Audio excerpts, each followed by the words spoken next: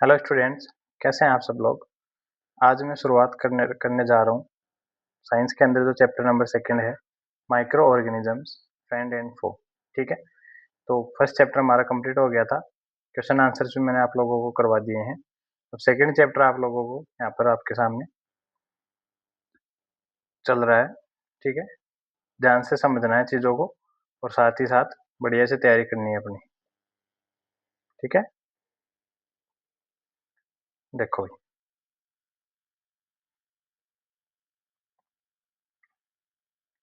Micro organisms are too small and are not visible with the naked eyes. Micro organism जो होते हैं वो बहुत ही छोटे जीव होते हैं और डायरेक्ट आंखों से उनको देखा नहीं जा सकता। उनको देखने के लिए क्या चाहिए, क्या होनी चाहिए हमारे पास, माइक्रोस्कोप वगैरह का यूज करके हम उनको देख सकते हैं। सेकंड पॉइंट देखो, they can live in all kinds of environment. वो हर प्रकार के एनवायरमेंट में पाए जा सकते हैं, ranging from ice cold climate to hot spring deserts and marshy lands. कितनी ही भयंकर ठंड हो, ठीक है, कितना ही गर्म हो और कितनी ही मार्शी लैंड मतलब दलदली जमीन, कितनी भी दलदली जमीन हो, वहां पर ये जीव हमारे को देखने को मिल सकते हैं। ठीक है, आगे देखो, micro organisms are found in air, water, हवा में, पानी में, and in the bodies of plants and animals. Plants और एनिमल्स की बॉडीज के अंदर भी ये पाए जा सकते हैं। दे में बी यूनिसेलुलर और मल्टीसेलुलर। अगर सेल के अकॉर्डिंग उनका डिवीजन किया जाता है तो वो दो टाइप की सेल हो सकती है, यूनिसेलुलर और मल्टीसेलुलर। यूनिसेलुलर का मतलब होता है वन और मल्टीसेलुलर का मतलब होता है मोर देन वन, एक से ज्यादा। ठीक है, microorganisms include bacteria, fungi, protozoa and some algae. Microorganism की जो कैटेगरी होती है वो बैक्टीरिया हो सकता है, फंगस हो सकती है, प्रोटोजोआ हो सकता है और कुछ एल्गी के टाइप्स भी माइक्रो ऑर्गेनिज्म के पार्ट्स होते हैं। Viruses though different from above mentioned living organisms are referred to as microbes. इसके अलावा देखो यहाँ पर जो वायरस है होते माइक्रो ऑर्गेनिज्म ही है, लेकिन ये बाकी के माइक्रो ऑर्गेनिज्म से डिफरेंट है। ये जो हमने चार कैटेगरी पढ़ी ना यहाँ पर, वो सारी की सारी क्या है, बैक्टीरिया हो गया, फंगी हो गया, प्रोटोजोआ हो गया और एल्गी। ये सारी की सारी कैसी है, लिविंग ऑर्गेनिज्म है। कैसी है, लिविंग ऑर्गेनिज्म। जबकि जो वायरस है वो कैसा है, नॉन लिविंग है। वायरस कैसा होता है, नॉन लिविंग। इसलिए ये इन चारों से कैसा है, डिफरेंट है, इन चारों से अलग है। Viruses are quite different from other microorganism. Virus दूसरे माइक्रो ऑर्गेनिज्म से डिफरेंट है। They reproduce only inside the cells of the host organism. ये होस्ट ऑर्गेनिज्म की बॉडी के अंदर ही रिप्रोड्यूस करेंगे, वहीं से रिप्रोडक्शन करके अपने जो नंबर्स हैं उनको मल्टीप्लाई करके बढ़ सकते हैं, ग्रोथ कर सकते हैं। ठीक है, बैक्टीरियम, प्लांट और एनिमल। किसी बैक्टीरिया के अंदर, प्लांट सेल के अंदर या फिर एनिमल सेल के अंदर ही ये क्या करते हैं, ग्रो कर पाते हैं। ओके, उसके बाद में देखो आगे कैटेगरीज वाइज देख लो एक बार। एल्गी क्या होता है, a group of plants which is mostly aquatic. जो ज्यादातर क्या कौन सा है, एक्वेटिक होता है। ठीक है, एल्गी कहाँ पाई जाती है, मोस्टली वाटर के अंदर। जो लिक्विड सब्सटेंस है, एक्वेटिक सब्सटेंस है, उनके अंदर ये चीजें पाई जाएगी। They are autotrophs. ये कैसे होते हैं, ऑटोट्रॉप्स होते हैं, मतलब इनके अंदर खुद के अंदर क्लोरोफिल होता है, खुद से अपना फूड प्रिपेयर कर सकते हैं। Their body is not divided into root, stem and leaf. इनकी बॉडी के अंदर कोई अलग अलग पार्ट्स नहीं होते हैं। ठीक है, अगला है बैक्टीरिया। बैक्टीरिया देखो क्या होता है, bacteria are single celled microorganism. ये कैसे होते हैं, सिंगल सेल वाले माइक्रो ऑर्गेनिज्म होते हैं। They can be seen only under a microscope. Microscope से ही इनको देखा जा सकता है। Their cells are prokaryotic. इनकी जो सेल्स होती है प्रोकार्योटिक टाइप की सेल होती है। दो टाइप की सेल पाई जाती है, प्रोकार्योटिक और यूकार्योटिक। तो इनके अंदर कौन सी सेल होती है, प्रोकार्योटिक टाइप की जो सेल है वो इनके अंदर होती है। अगला है फंगी।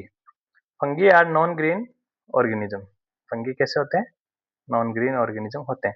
तो लगभग केसेस के अंदर एल्गी और फंगस दोनों एक साथ पाए जाते हैं। ये ग्रीन होते हैं, ये नॉन ग्रीन होते हैं। एल्गी क्या कर देगा, इनको क्लोरोफिल प्रोवाइड करवाएगा, फंगस क्या कर देगा, उसको बदले में प्रोटेक्शन प्रोवाइड करवाएगा। They can not synthesise their own food. ये खुद से अपना फूड नहीं प्रिपेयर कर सकते हैं। ये यूनिसेल्युलर भी हो सकते हैं और मल्टीसेल्युलर भी हो सकते हैं। ठीक है, उसके बाद में हमारे जो है वायरस, हमने एक अलग कैटेगरी पढ़ी है, उसके जो कारण जो बीमारियां होती है वो है disease caused by viruses like cold, influenza and most cough. अधिकतर जो कफ होती है वो सारी की सारी किसके कारण होती है, वायरस के कारण ही होती है। सर्दियों के दिनों में या फिर जब सर्दियां खत्म होकर के एकदम से गर्मियों के दिन स्टार्ट होते हैं तो डॉक्टर बोलते हैं, जाकर के दिखाएंगे डॉक्टर को, तो डॉक्टर बोलेंगे भैया वायरल चल रहा है, मतलब एटमोस्फेयर के अंदर वायरस फैल चुका है उसका, इसलिए हम लोग बीमार पड़ते हैं, जुकाम खांसी वगैरह चलती रहती है। ठीक है। Serious disease like polio and chicken pox, दूसरी बीमारी कौन सी, पोलियो और चिकन पॉक्स भी किसके कारण होते हैं, वायरस के कारण। अभी कुछ दिनों पहले पूरी दुनिया जिससे त्रस्त थी वो थी पेंडेमिक कोविड, वो भी एक क्या है, वायरस के कारण ही हुआ था। वायरस का नाम अगर आप लोगों को ध्यान है तो बताइएगा। ओके, आगे चलते हैं। एंटीबायोटिक क्या होती है, एंटीबायोटिक वो मेडिसिन होती है जो that are kill that kill और stop the growth of disease causing microorganism. ऐसी मेडिसिन, ऐसी दवाइयाँ, ऐसे ऑर्गेनिज्म भी हम बोल सकते हैं जो किल करते हैं या फिर स्टॉप करते हैं ग्रोथ को, डिजीज कॉजिंग माइक्रो ऑर्गेनिज्म। ऐसे माइक्रो ऑर्गेनिज्म जो बीमारियां फैलाते हैं उनको रोकते हैं, उनको हम क्या बोलते हैं, एंटीबायोटिक्स बोलेंगे। उसके बाद में माइक्रो ऑर्गेनिज्म देखो हर जगह पाए जाते हैं हमारे आसपास में। Many are helpful while some can cause disease, कुछ हमारे लिए अच्छे हैं, तो जो हमारे लिए अच्छे हैं वो हमारे दोस्त हो गए, हमारे भाईले हो गए, और जो हमारे लिए बुरे हैं, जो बीमारी फैलाते हैं वो हमारे लिए, वो हमारे शत्रु, हमारे दुश्मन हो गए। ठीक है भाई, चलते हैं नेक्स्ट पेज पर। ये कुछ डायग्राम दे रखा है, इनको देख लेना एक बार ध्यान से। ठीक है। बैक्टीरिया उसका एग्जाम्पल है, और फंगस उसके एग्जाम्पल है, प्रोटोजोआ और एल्गी के एग्जाम्पल है। आप सभी इनको डायग्राम को देख करके इनके नाम, एग्जाम्पल वगैरह, दो दो तीन तीन एग्जाम्पल जरूर आपको याद करने हैं। एग्जाम्पल पूछे जा सकते हैं एग्जाम के अंदर। ठीक है। उसके बाद में एल्गी क्या होती है, देखो ये दिख रही है ग्रीन कलर की सी, ये जो ग्रीन कलर का ये दिख रहा है ना आप लोगों को, यही एल्गी होती है। ठीक है, यहाँ पर दिख रहा होगा। जब पानी की जो होता है ना, नालियों के अंदर से या फिर जहाँ पर पानी स्टोर हो जाता है उसके आसपास में ये ग्रो कर जाती है ऑटोमेटिकली। ठीक है। Algae are mostly found in aquatic habitats like ponds, lakes, streams and seas. तालाब में, झील में, झरनों में, समुद्र के आसपास की जगह पर जहाँ पर पानी इकट्ठा हो रहा है वहां पर ये चीजें पाई जा सकती है। ठीक है। शेप्स ऑफ बैक्टीरिया, बैक्टीरिया की शेप देखो, स्पेरिकल भी हो सकती है, रोड शेप भी हो सकती है। ठीक है। स्पेरिकल शेप का मतलब है गोल, रोड शेप मतलब लंबी लंबी, जैसे रोड की जैसी दिख रही है यहाँ पर। ठीक है। और कुछ होते हैं स्पाइरल शेप, जो मुड़े हुए रहते हैं, तो यहाँ पर मुड़ा हुआ रखा है इसमें ऐसे। ठीक है। तो ये स्पेरिकल स्पाइरल शेप के हो सकते हैं। ठीक है। उसके बाद में बैक्टीरिया यूजफुल, लैक्टोबैसिलस है। ठीक है। बैक्टीरिया के अंदर लैक्टोबैसिलस यूजफुल है, हार्मफुल हीमोफिलस इन्फ्लुएंजा। जो बीमारी फैला रहे हैं हमारे लिए वो नुकसानदायक, नुकसान पहुंचा रहे हैं वो हार्मफुल है, जो फायदेमंद है वो बेनिफिशियल है, यूजफुल है। ठीक है। ऐसे फंगस के अंदर ईस्ट है, हार्मफुल, राइजोपस है। प्रोटोजोआ के अंदर, ठीक है, एल्गी और वायरस, ये सब के नाम आप लोगों को याद रखना है, कौन सा बैक्टीरिया यूजफुल है, कौन सा बैक्टीरिया हार्मफुल है। ठीक है। These micro organism have both helpful and harmful members, इनके अंदर, सबके अंदर हार्मफुल और हेल्पफुल दोनों टाइप के ऑर्गेनिज्म पाए जाते हैं। Understanding them helps us stay healthy and live better, अगर इनको ढंग से समझेंगे हम स्वस्थ रहेंगे, अच्छी तरीके से जी सकेंगे। अगर इनके बारे में समझ नहीं है तो हो सकता है बीमारियों से भी ग्रस्त हम हो सकते हैं। ठीक है भैया, आगे चलते हैं। फ्रेंडली माइक्रो ऑर्गेनिजम्स, ऐसे माइक्रो ऑर्गेनिज्म जो हमारे लिए अच्छे हों, हमारा काम कर रहे हो, हमारे काम को और आसान कर रहे हो, उसको हम बोलेंगे फ्रेंडली माइक्रो ऑर्गेनिजम्स। ठीक है।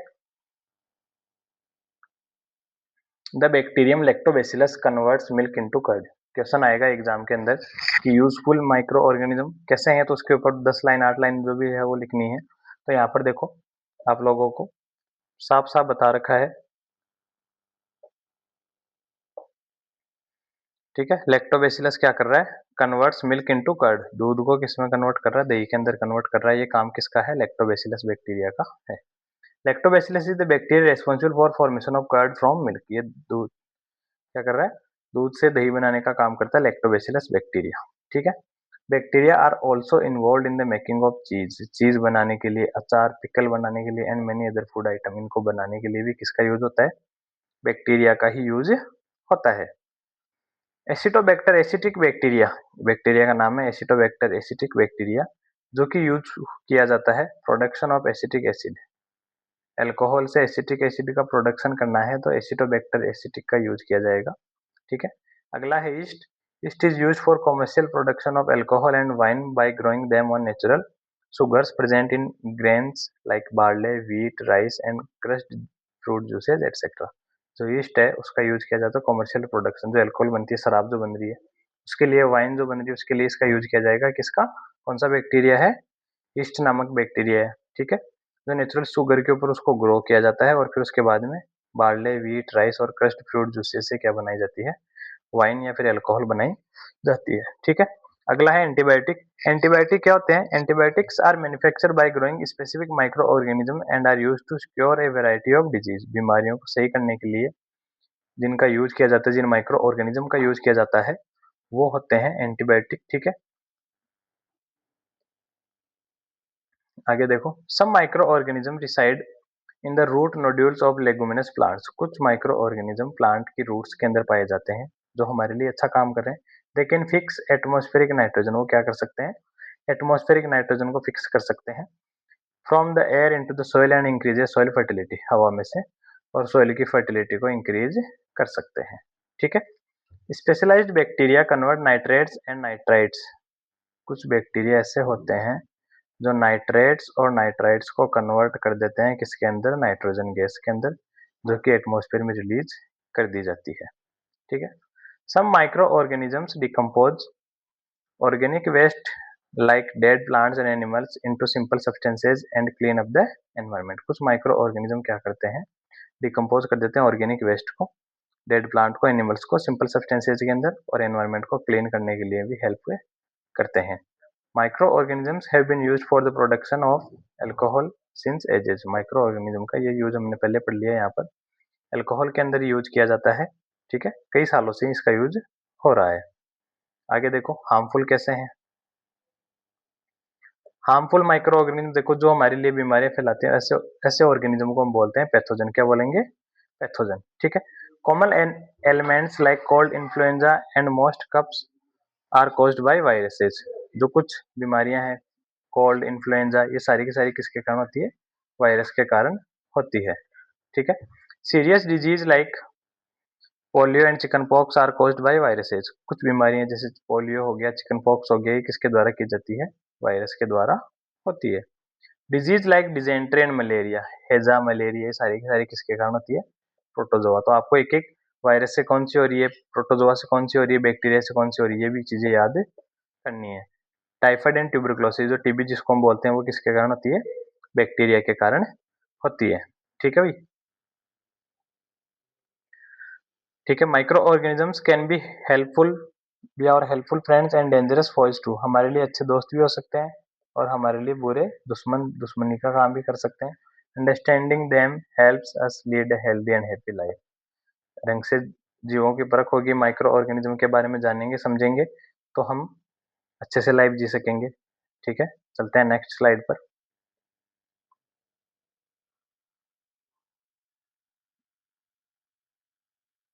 हाँ भाई, अगला है disease causing micro organisms in humans. Humans के अंदर कौन कौन सी डिजीज कॉज हो सकती है, तो देखो,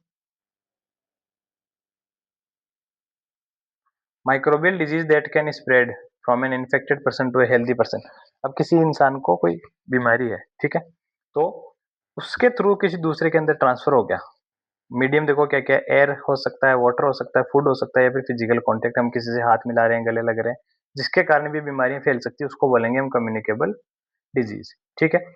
ऐसी बीमारी जो किसी एक one person to affected person to या फिर infected person to normal person जो कि हेल्दी पर्सन है उसके अंदर ट्रांसफर हो गई, उसको बोलेंगे हम कम्युनिकेबल डिजीज, ठीक है। दूसरा, कुछ ऐसी बीमारी है जो कितना ही कांटेक्ट में आ जाओ, हवा में, पानी में, उसके साथ कुछ भी काम हम हाथ मिलाएं, गले लगे, चाहे कुछ भी हो, लेकिन वो बीमारी उसके अंदर ट्रांसफर नहीं हो सकती, उसको बोलेंगे हम नॉन कम्युनिकेबल डिजीज, ठीक है। जैसे मान लो किसी के कलर ब्लाइंडनेस है, तो वो जेनेटिक बीमारी है, उसके अंदर मेरे कलर ब्लाइंडनेस है मान लो, तो कोई दूसरा इंसान मेरे साथ अगर रह रहा है, मेरे साथ खाना खा रहा है, तो उसके कोई असर नहीं पड़ेगा, उसको बोलेंगे हम non communicable disease. Examples of such disease include cholera, common cold, chickenpox and tuberculosis. ऐसी बीमारियों के एग्जाम्पल है कोलेरा, नॉर्मल खांसी जुकाम जो होती है, चिकन पॉक्स और ट्यूबरक्लोसिस, ये है। अब दो चीजें होती है, एक तो कैरियर, ठीक है। कैरियर का मतलब होता है कि वो जीव जो उन चीजों को लेकर के जा रहा है। तीन चीजें होती है, देखो यहाँ देखो एक बार, 1, 2 और 3। ये हम है, ह्यूमंस लिख देता हूँ मैं यहाँ पर, ठीक है? ये है कैरियर,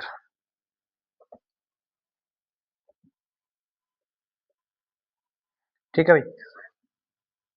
एग्जाम्पल ले रहा हूँ मैं, फ्लाई, नॉर्मल जो हमारे घर में मक्खी उड़ती है, हम उस मक्खियों से बचा करके रखते हैं खाने की चीज़ों को। क्यों? क्योंकि ये मक्खी जो होती है वो कहाँ जा करके बैठती है? गंदगी के ऊपर, डर्ट के ऊपर जा करके बैठती है, ठीक है? अब ये गंदगी के ऊपर बैठेगी, तो वहाँ पर कुछ न कुछ, किसी न किसी प्रकार की बीमारियाँ होगी। ये गंदगी इनके पाँव के ऊपर चिपक करके, हम जो भी चीज़ खा रहे हैं हमारे ऊपर आकर के बैठेगी। मान लो हम खाना खा रहे हैं, उस खाने के ऊपर आकर के बैठ गई। वो गंदगी डायरेक्ट कहाँ पर आ गई? हमारे फूड के अंदर आ गई, और हमारे फूड के थ्रू कहाँ चली जाएगी? हमारी बॉडी के अंदर चली जाएगी, ठीक है? तो डिजीज़ मक्खी नहीं ला रही, मतलब मक्खी के अंदर, खुद के अंदर कोई डिजीज़ नहीं है। लेकिन ये क्या कर रही है? एक तरह से चीज़ों को लाने का काम कर रही है। जैसे कोई ट्रक वाला है बेचारा, वो सिर्फ़ अपना काम, उसका काम है गाड़ी चलाने का, ट्रक चलाने का। लेकिन जो कंपनी वाले हैं उसके अंदर सामान भर-भर करके एक जगह से दूसरी जगह ट्रांसफ़र कर रहे हैं, ठीक है? तो वही काम हमारे घर के अंदर जो मक्खी है, जो मच्छर है, वो काम कर रहे हैं। बीमारियाँ दूसरी जगह में होती है, उन जगह से बीमारियों को उठा करके और ला करके हमारे पास में छोड़ देते हैं, और हम बीमार हो जाएँगे। तो ऐसे organism which carry the pathogens from, ठीक है? तो जो ट्रक वाले होते हैं, वो क्या करते हैं? सामान को एक जगह से दूसरी जगह ले जाने का काम करते हैं। उसी प्रकार से मक्खी, मच्छर वो भी होते हैं, वो भी क्या कर रहे हैं? सिर्फ़ बीमारियों को एक जगह से दूसरी जगह ले जा कर के पहुँचा रहे हैं। जो कॉज़ है वो कुछ और ही है, सिर्फ़ वो तो कैरियर बन रखे हैं उन चीज़ों के, ठीक है? तो which carry the pathogen from a disease person to a healthy person, जो बीमार है उस आदमी से लेकर के दूसरी जगह अच्छे इंसान के पास लेकर के चले गए, उनको हम कैरियर बोलेंगे। For example female anopheles mosquito, example की बात करें तो क्या है? Female anopheles mosquito. दूसरा एग्जाम्पल की बात करें तो फीमेल एनाफिलीज मॉस्किटो है, वो है पैरासाइट ऑफ मलेरिया, ये मलेरिया को भी लेकर के जाता है। Female aedes mosquito act as a carrier of dengue, dengue किसके कारण होता है? एडीज के कारण, ठीक है? और मलेरिया किसके कारण होता है? एनाफिलीज के कारण। ये दोनों में डिफरेंस ध्यान रखना, दोनों ही फीमेल होती है, तो फीमेल से बच करके रहना भाई, ठीक है? ये देखो यहाँ पर डायग्राम में बता रखा है कि इन्फेक्टेड पर्सन था, इससे ये डिजीज कहाँ पहुंच गए? Healthy person. जब ये खांसेगा, छींक लेगा, इसके पास में हम कांटेक्ट में आ गए, तो इसकी डिजीज कहाँ होगी? हमारी बॉडी के अंदर ट्रांसफर हो जाएगी, ठीक है? ऐसे ही फीमेल एनाफिलीज मॉस्किटो और फीमेल एडीज मॉस्किटो क्या है? कैरियर है, बीमारियों को एक जगह से दूसरी जगह ले जाने की। अगला है disease causing microorganism in animal. अब जो ऑर्गेनिज्म है, माइक्रो ऑर्गेनिज्म होते हैं, वो इंसानों के साथ साथ जानवरों के अंदर भी बीमारियां फैलाते हैं। Several micro organism not only cause disease in humans and plants, सिर्फ इंसान और प्लांट्स के अंदर नहीं, बल्कि एनिमल्स के अंदर भी क्या करते हैं? बीमारियां फैला देते हैं, ठीक है भाई? तो एक एग्जाम्पल की बात कर रहा हूँ, एंथ्रेक्स जो है वो डेंजरस ह्यूमन और कैटल डिजीज है, मतलब इंसानों के साथ साथ ये जानवरों में भी हो पाया जाता है। जो किसके द्वारा होता है? बैक्टीरियम के द्वारा होता है। किसके द्वारा होता है? बैक्टीरियम के द्वारा होता है, ठीक है?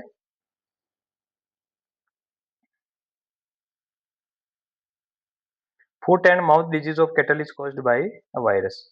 फुट और जो माउथ डिजीज है वो किसके द्वारा किए जाते हैं? वायरस के द्वारा। मतलब उनके पाँव में नाखून इनके अंदर से, मुंह में से ब्लड निकलने लग जाएगा, ठीक है?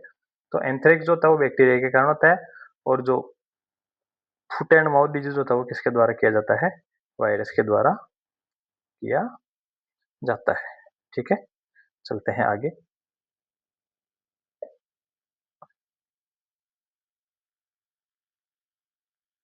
Disease causing microorganism in plants. अब प्लांट्स के अंदर देखो, several microorganisms cause disease in plants like wheat, rice, potato, sugarcane, orange, apple and others. Microorganism, इन जब भी इनकी फसल बोई जाती है उस टाइम पे इस फसल के अंदर क्या हो जाएंगे? कीड़े लग जाते हैं, छोटे छोटे जीव लग जाते हैं, माइक्रो ऑर्गेनिज्म, जो उन फसल का जो प्रोडक्शन होता है उसको क्या करते हैं? कम करने का काम करते हैं, ठीक है? The disease reduce the yield of crop, ये क्या करेंगे? डिजीज फसल का जो प्रोडक्शन है उसको कम करने का काम करते हैं। They can B control by the use of certain chemicals which kill the medicine. ये क्या करेंगे? उनको अगर हमें कंट्रोल करना है, तो फर्स्ट चैप्टर में हमने वीडीसाइड्स पढ़ा था, तो उसी तरह ये केमिकल्स आते हैं, उनका यूज करके हम क्या कर सकते हैं? इनको मार सकते हैं, हटा सकते हैं, ठीक है? ये wheat, rice, potato, sugarcane, orange, ये कुछ एक इसके एग्जाम्पल हो गए, ठीक है? आगे चलो।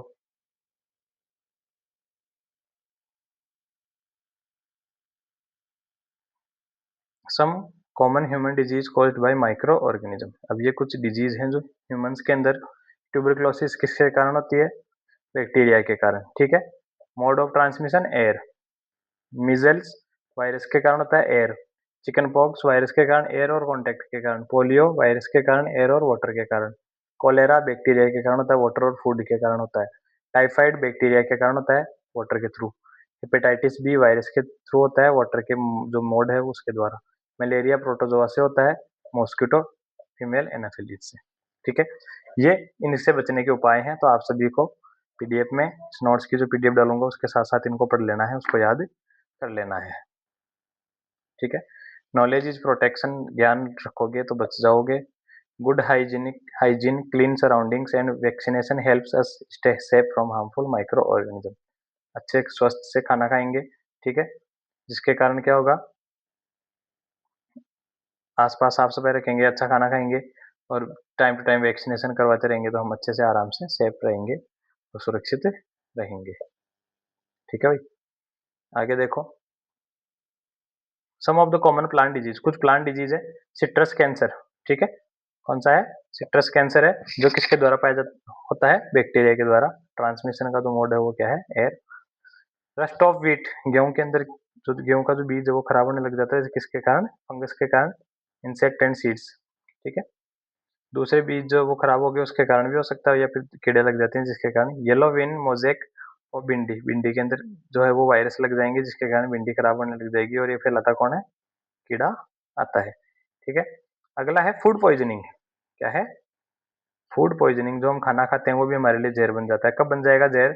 Micro organism that grow on our food sometimes reduce toxic substance, sorry produce.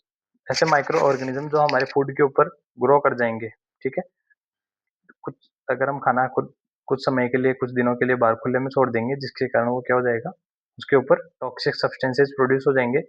These make the food poisonous and result in serious illness and even death, जिसके कारण क्या हो जाएगी, जो खाना है वो पॉइजनस हो जाएगा, जहरीला हो जाएगा और भयंकर बीमार पड़ सकते हैं, और यहाँ तक कि हमारी मौत भी हो सकती है।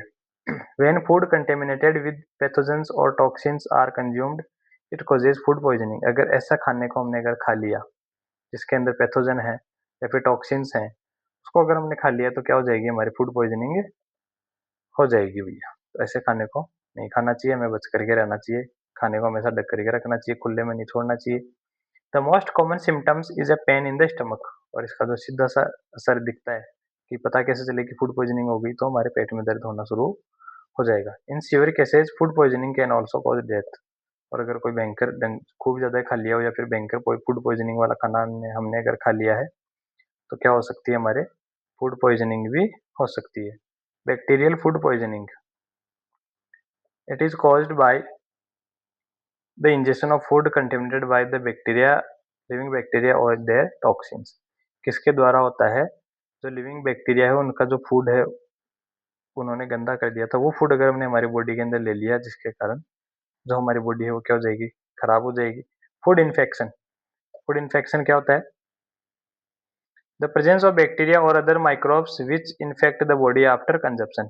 ऐसे बैक्टीरिया की प्रेजेंस के कारण या फिर दूसरे माइक्रो ऑर्गेनिज्म जो हमारी बॉडी को अफेक्ट कर रहे हैं खाने के बाद में, उनको हम क्या बोलेंगे? फूड इन्फेक्शन बोलेंगे। फूड इंटॉक्सिकेशन क्या होता है? Injection of toxin content with in the food, हमने जो खाना खाया था उसके अंदर जो टॉक्सिक सब्सटेंस थे उसको फूड के साथ में खा लिया, उसको बोलेंगे फूड इंटॉक्सिकेशन, ठीक है। अगला है खाने को खराब होने से कैसे बचा सकते हैं। फूड प्रिजर्वेशन, देखो मेथड्स हैं, केमिकल मेथड, हम केमिकल्स डाल सकते हैं, विनेगर डाल सकते हैं, शुगर डाल सकते हैं, ऑयल डाल सकते हैं, सन ड्राइंग धूप में सुखा करके, नमक डाल सकते हैं, पास्चुराइजेशन कर सकते हैं, और बॉइलिंग और फ्रीजिंग वाला मेथड हम काम में ले सकते हैं। केमिकल मेथड से केमिकल ऐड कर दो। प्रिजर्वेशन बाय विनेगर, कुछ सब्सटेंसेस होते हैं जिनके अंदर विनेगर डालने से उनकी जो वैलिडिटी है या फिर यूं कह सकते हैं कि उनका जो समय है खराब होने का वो बढ़ जाता है। शुगर, जो जेली वगैरह आती है, छोटे बच्चे जेली खाते हैं 1 रुपए की 2 रुपए की जो आती है, ठीक है, वो ऑयल डाल करके बचा सकते हैं। जैसे मान लो किसी को आम खाने का शौक, तो आम का अचार डाल लो, कैरी का अचार, ठीक है, ऑयल ऑयल के कारण वो प्रिजर्व हो जाएगा, खराब नहीं हो पाएगा। सन ड्राइंग, धूप में सुखा करके, ठीक है। गाँव के अंदर औरतें करती है, जैसे मान लो कुछ सब्जियाँ, एक पेड़ है, खेजड़ी का पेड़ होता है जिसके अंदर फल लगते हैं, वो लंबे-लंबे सी सांगरी जिसको बोला जाता है, उसको धूप में सुखा करके फिर उनकी उसकी जो कड्डी बनाती है, उस सर्दियों के दिनों में बना करके खा सकती है। तो ये जो मेथड है वो सन ड्राइंग के लिए भी काम में आ सकता है। सॉल्टिंग, नमक लगा करके प्रिजर्व करके रखा जा सकता है। पास्चुराइजेशन, डेयरी में जितना भी दूध आ रहा है, ठीक है, सरस डेयरी हो चाहे कोई सी भी डेयरी हो, वो पास्चुराइजेशन मेथड से आता है। पहले उसको एकदम भयंकर गर्म करेंगे, फिर एकदम से उसको चिल्ड करेंगे। ये बॉइलिंग एंड फ्रीजिंग वाला मेथड यहाँ पर बता रखा है, वही सेम मेथड है, ठीक है। तो salt, sugar, edible oil and vinegar are the common chemical generally used to check the growth of microorganism, therefore they are called preservative. जो बचाने के लिए काम में आता है उसको बोलेंगे preservative. Heat and cold treatments also inhibit the growth of micro organism. ठंडा और गर्म कर दो, गर्म और ठंडा करके चीजों को, माइक्रो ऑर्गेनिज्म से हम बचा सकते हैं। Food preservation is the most vital part of the food industry. खाना बचाना सबसे जरूरी पार्ट है फूड इंडस्ट्री का। हमने खाना पैक कर करके भेज दिया, और वो जो भी हमारे पास मार्ट वगैरह है उनमें आकर के रख लिया, 1 महीने में खराब हो गया, तो वो वेस्टेज है फूड का, ठीक है। Certain chemicals inhibit the growth of bacteria and increase the life of the cooked food. कुछ बैक्टीरिया ऐसे होते हैं जो बैक्टीरिया की ग्रोथ को इंक्रीज कर देते हैं, या फिर उनको लगाने से, उस फूड के अंदर डालने से वो खराब नहीं होंगे, ठीक है। Clean food, proper preservation and safe practices keep us healthy. साफ सुथरा खाना, अच्छे से प्रिजर्व करा हुआ और सुरक्षित प्रैक्टिस, अगर मतलब अच्छे तरीके से हम काम करेंगे तो हम हेल्दी रहेंगे। लेट्स बी वाइज, बुद्धिमान बनना चाहिए, and protect ourself from harmful micro organism. जो बीमारी फैलाने वाले ऑर्गेनिज्म हैं उनसे दूर रहना चाहिए।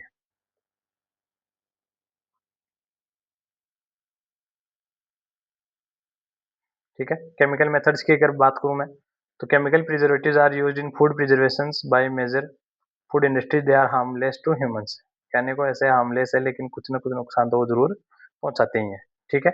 अगला है sodium metabisulphite and sodium benzoate. ये दो नाम जरूर याद रख लेना भाई आप लोग, ठीक है। Sodium metabisulphite and sodium benzoate, ठीक है, are commonly used chemical preservative. कौन कौन से केमिकल का यूज किया जाता है? Sodium metabisulphite and sodium benzoate.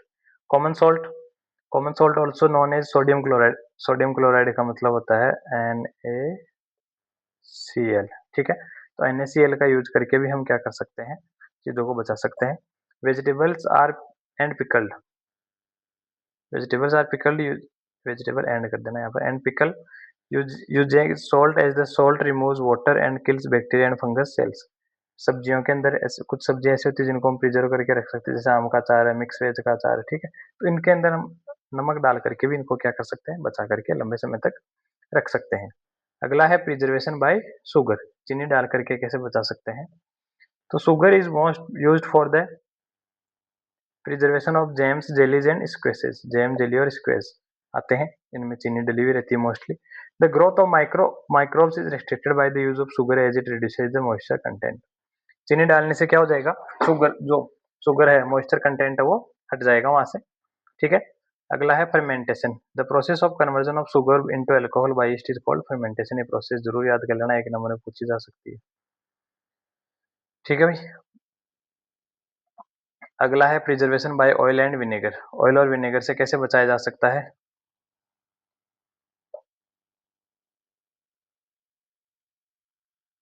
एक सेकेंड, ठीक है। तो many food preparations like pickles are preserved by adding either oil और विनेगर। उनके अंदर ऑयल और विनेगर डाल करके हम क्या कर सकते हैं, उनको बचा सकते हैं। Bacteria can not grow in such medium. ऐसे मीडियम के अंदर बैक्टीरिया ग्रो नहीं करेंगे, ठीक है।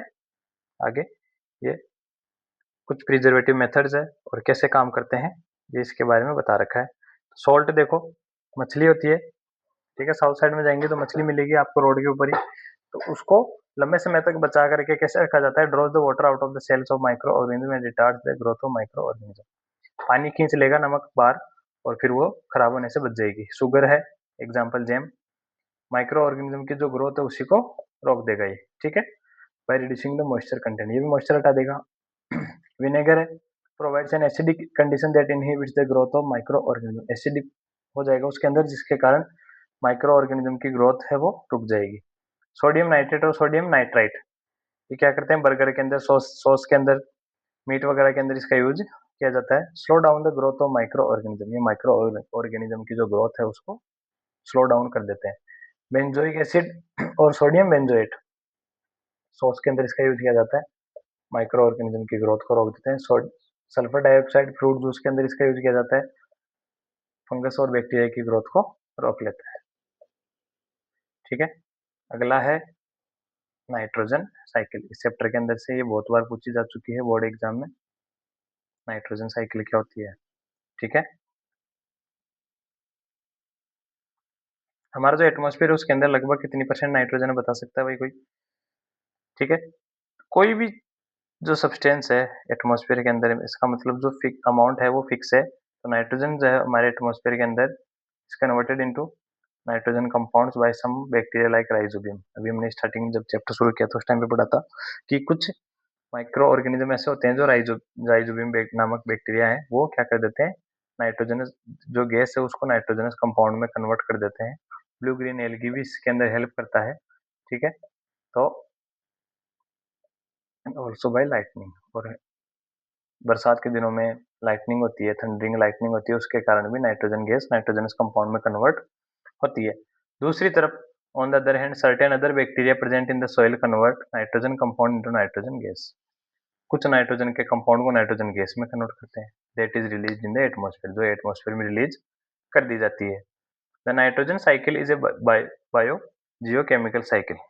कौन सी साइकिल है? बायो जियोकेमिकल साइकिल है, by which nitrogen is converted into various chemical forms as it circulate among the atmosphere and terrestrial and marine ecosystem। Atmosphere के अंदर है, टेरेस्ट्रियल का मतलब जमीन के ऊपर है, और मेरीन का मतलब वाटर है, वाटर बॉडीज के अंदर भी है। ठीक है, ये यहाँ पर नाइट्रोजन साइकिल को पूरा एक्सप्लेन कर रखा है, आप लोग इसको जरूर देखना, और अगर फिर भी कोई समस्या लगे तो मेरे से पूछना। ठीक है,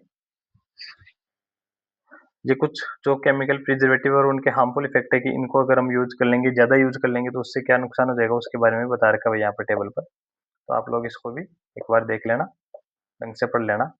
मैं जूम कर देता हूँ, और अगर कुछ समस्या हो तो इसका स्क्रीनशॉट लेकर के भी आप रख सकते हो। ठीक है, समझ में आ गई? ये चैप्टर मैंने एक बार नोट्स के थ्रू एक्सप्लेन कर दिया है, और मुझे नहीं लग रहा है कि इसके अंदर कोई चीज़ छूटी है। अगर फिर भी आपको लग रहा है कि कुछ मिस हो रखा है तो आप मेरे को कमेंट करके बता दो कि जो कोई समस्या आ रही है जो चैप्टर में है उसके अंदर की, ये टॉपिक रह गया हो या फिर उसको समझना है आप लोगों को, तो बता देना, मैं एक्सप्लेन कर दूंगा। उसके लिए अलग से वीडियो बना करके एक्सप्लेनेशन हो जाएगी। कल इस चैप्टर के क्वेश्चन आंसर्स हम करेंगे, और आप लोगों को इन जो चैप्टर मैं करवा रहा हूँ साथ के साथ इनको वीडियो को बार बार देखते रहना है, समझते रहना है। फर्स्ट चैप्टर करवा दिए, उसके क्वेश्चन आंसर करवा दिए, सेकेंड चैप्टर मेरा हो चुका है आज, और अब आगे जा करके आप लोगों को कल इस चैप्टर के क्वेश्चन आंसर्स मिल जाएंगे। उन सभी क्वेश्चन आंसर्स को पढ़ते रहना है, याद करते रहना है। ठीक है भाई, और ये यहाँ पर देखो इस चैप्टर की समरी है लास्ट के अंदर, तो ये भी मैं पीडीएफ के अंदर अटैच करके भेज दूंगा ग्रुप के अंदर भी और इस वीडियो के साथ में भी, तो वहाँ से आप लोग इसको ले सकते हैं। माइक्रो ऑर्गेनिज्म का इंट्रोडक्शन है यहाँ पर। ठीक है, तो उसके बाद में टाइप्स ऑफ माइक्रो ऑर्गेनिज्म है, फ्रेंडली माइक्रो ऑर्गेनिज्म, हार्मफुल जो डिजीज कॉजिंग है, फूड पॉइजनिंग है, उसके बारे में यहाँ पर बता रखा है, और फूड प्रिजर्वेशन के मेथड बता रखे हैं।